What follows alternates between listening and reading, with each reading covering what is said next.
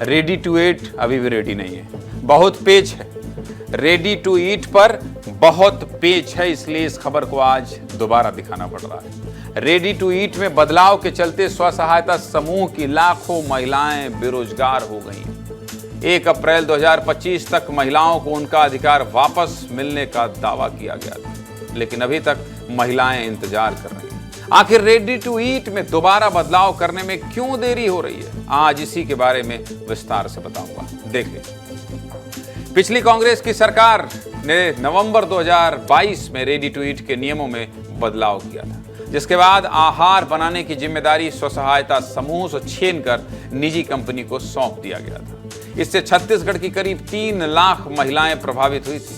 किस कंपनी को यह जिम्मेदारी दी गई और इससे कितने टन आहार की सप्लाई की जाती है, सबसे पहले इसके बारे में आप समझ लीजिए। देखिए ध्यान, रेडी टू ईट की जिम्मेदारी Chhattisgarh agro food corporation limited के पास है, जिसका टेंडर कांग्रेस की सरकार में जब भूपेश बघेल मुख्यमंत्री थे, उत्तर प्रदेश की company PBS food private limited को दिया गया था। यह कंपनी शिशिर रावत के नाम पर है, जिनके पिता कांग्रेस के एक बड़े नेता हैं। छत्तीसगढ़ में इसकी 2 यूनिट संचालित है। इन्हीं दोनों यूनिट में पूरे छत्तीसगढ़ के लिए रेडी टू ईट का आहार बनाया जाता है।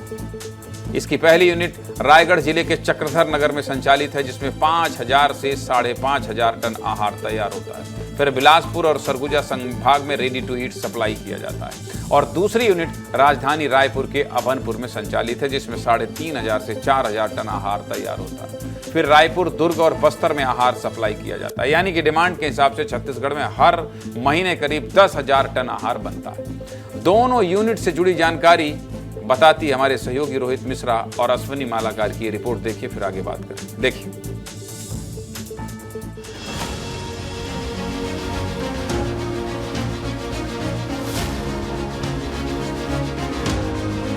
ये देखिए, Chhattisgarh agro food corporation limited, ये वो कंपनी है। इसके 2 जगहों पर सेंटर हैं। ये सेंटर है आपका जो धमतरी रोड पे स्थित है, अभनपुर के पास सतपरा करके एक गांव है, वहाँ पर ये कंपनी स्थित है। और इस कंपनी में 2022-23 से इस तरह का निर्माण जो है वो किया जा रहा है। तस्वीर दिखाता हूँ, क्योंकि मेंटेनेंस अभी चल रहा है और मेंटेनेंस के कार्य की वजह से कंपनी अभी फिलहाल बंद है। और लेकिन अगले महीने जिस प्रकार से अधिकारियों ने जानकारी दी कि अगले महीने कंपनी फिर शुरू होगी। रायगढ़ स्थित Chhattisgarh agro food corporation limited का कारखाना है और यहाँ रेडी टू ईट जो फूड है वो तैयार किया जाता है। करीब 2027 तक इसी छत्तीसगढ़ फूड एग्रो कॉर्पोरेशन जो लिमिटेड है वो रेडी टू ईट फूड बनाने का टेंडर इन्हीं के पास है। फिलहाल भीतर जब जाने का हमने प्रयास किया तो बताया जा रहा है मेंटेनेंस चल रहा है। मेंटेनेंस के कारण है भीतर प्रवेश जो है वो वर्जित कर दिया गया है।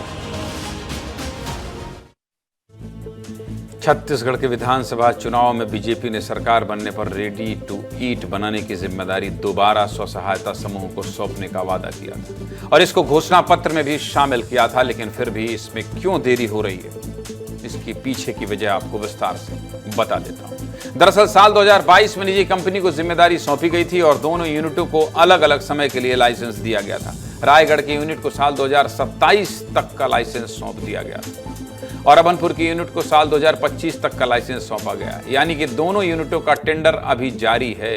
इसी के चलते कंपनी से टेंडर खत्म करके दोबारा महिला स्व सहायता समूह को देने में देरी हो रही है। हालांकि कैबिनेट मंत्री लक्ष्मी राजवाड़े के मुताबिक अभी भी अगस्त तक का समय लग सकता है और महिलाओं को थोड़ा और इंतजार करना पड़ेगा। क्या कह रही हैं छत्तीसगढ़ की महिला और बाल विकास मंत्री लक्ष्मी राजवाड़े, सुनिए। हाँ, नहीं, उसकी प्रक्रिया स्टार्ट है। उसकी अलग अलग जिले के 5-6 जिले को सेलेक्ट किए हैं और कहीं कहीं तो अभी आवेदन भर रहे हैं, कहीं कहीं का डेट ख़त्म भी हो गया है। उसकी प्रक्रिया चल रही है और मुझे लगता है कि बहुत जल्द ही अभी अप्रैल चल रही है, जुलाई अगस्त तक चालू भी हो जाएगी। देखिए, ये तो अब बीज निगम से हम महिलाओं को ही देने का प्रयास कर रहे हैं, महिलाओं को ही दे रहे हैं, तो इसमें तो कोई सवाल ही उत्पन्न नहीं होता है, महिलाओं को लाभ मिलेगा। आप खुद भी महिला हैं लक्ष्मी राजवाड़े जी, उम्मीद करते हैं कि जल्द महिलाओं को न्याय मिलेगा और वो 2 पैसा कमा पाएंगे।